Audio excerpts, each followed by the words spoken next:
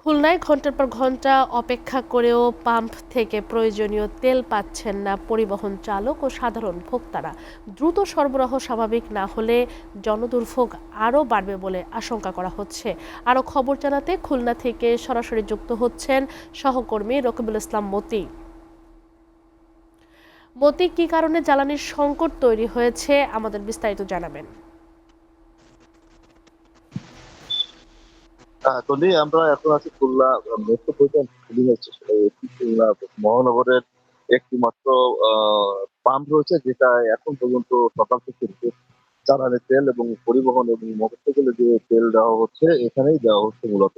আমরা এসে দেখেছি যে দীর্ঘ লাইনের কারণে কিন্তু এখানে যে দীর্ঘ লাইন যানজট তৈরি হয়েছে এবং যেহেতু কোনো পাম্পে তেল দেওয়া হচ্ছে না আপাতত, সেই কারণে এখান থেকে প্রায় 1 থেকে 1.5 কিলোমিটার পর্যন্ত কিন্তু এই যে গাড়ির যে লাইন, সেই লাইন রয়েছে এবং একই সাথে কিন্তু দুইটি ভাগে বিভক্ত করে, একটি প্রাইভেট এবং বাসের জন্য এবং অন্যটি হচ্ছে শুধুমাত্র মোটরসাইকেলের তেল দেওয়া হচ্ছে। এটা জানিয়ে রাখি যে তুমি তেল দেওয়ার যে সিস্টেমটা এখানে আমরা এসে দেখতে পেয়েছি, সেটি হচ্ছে মোটরসাইকেলে কিন্তু 200 টাকার বেশি তেল দেওয়া হচ্ছে না, কিন্তু তাও আবার পেট্রোল দিচ্ছেন, অকটেন দিচ্ছেন।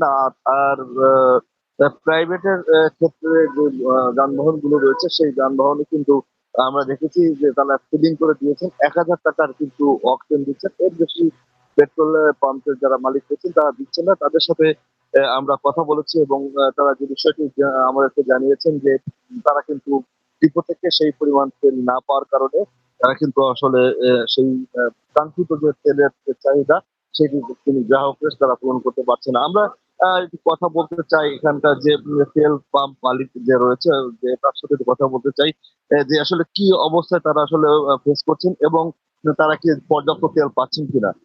না, আমরা পর্যাপ্ত পরিমাণে তেল পাচ্ছি না। আমাদের যে চাহিদা, সেই চাহিদা অনুযায়ী আমরা তেল পাচ্ছি না। আজকে আমাদের দিতে হচ্ছে আপনার 2,000 লিটার পেট্রোল আর 2,000 লিটার অকটেন, আর ডিজেল দিবে 6,000 লিটার। গতকাল দিছিল 2,000 পেট্রোল, 3,000 অকটেন। 3,000 অকটেন সন্ধ্যার আগে শেষ হয়ে গেছে। আজকে 2,000 দিচ্ছে, হয়তো বা বিকাল পার না হতে পারে, দুপুরে আগে হয়তো শেষ হতে পারে। আপনারা তো দেখতেছেন যেভাবে তেল নিচ্ছে, হয়তো দ্রুতই শেষ হয়ে যাবে।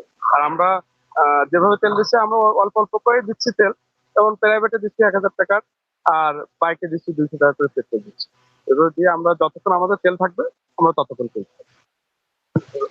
এই শুনছিলেন তো আসলে তিনি যে বিষয়টি বলছিলেন যে তারা যেভাবে তেল পাচ্ছে ঠিক সেইভাবেই বন্টন করে তারা দেওয়ার চেষ্টা করছেন এবং এই বন্টনে যাতে কোনো রকমের অসুবিধা না হয় এবং না হয় সেই বিষয়টিকে তারা গুরুত্ব দিচ্ছেন এবং এই তেল পাম্পে যদি কোনো বিশৃঙ্খলা যদি সৃষ্টি হয় বা যদি না হয়, সেই বিষয়ের জন্য কিন্তু এখানে যে কিন্তু পুলিশ মোতায়েন করা রয়েছে এবং পুলিশ দায়িত্বে রয়েছে এবং তারা কিন্তু তাদের যে দায়িত্ব সে পালন করছে এবং কোনো বিশৃঙ্খলা ঠেকানোর জন্য তারা সব রকমের ব্যবস্থা নিয়ে রেখেছেন বলে কিন্তু আমরা জানতে পেরেছি। আরেকটি বিষয় জানিয়ে রাখি, এর মধ্যে কিন্তু ভ্রাম্যমাণ ম্যাজিস্ট্রেটও কিন্তু খুলনাতে মোতায়েন করা হচ্ছে। তারা কিন্তু তাদের যে কার্যক্রম সেটি কিন্তু তারা চালিয়ে যাচ্ছে। আসলে তেমনি খুলনার তেলের এখন পর্যন্ত তীব্র যে সংকট, সেটি কিন্তু এখনো পর্যন্ত রয়েছে এবং এর শেষ কোথায় এবং কিভাবে পরিচালিত হবে সেটি নিয়ে কিন্তু এখনো সংশয় দেখা দিচ্ছে। খুলনা থেকে আমার কাছে তেলের সরবরাহ সংকটের সর্বশেষ এই তথ্য ছিল।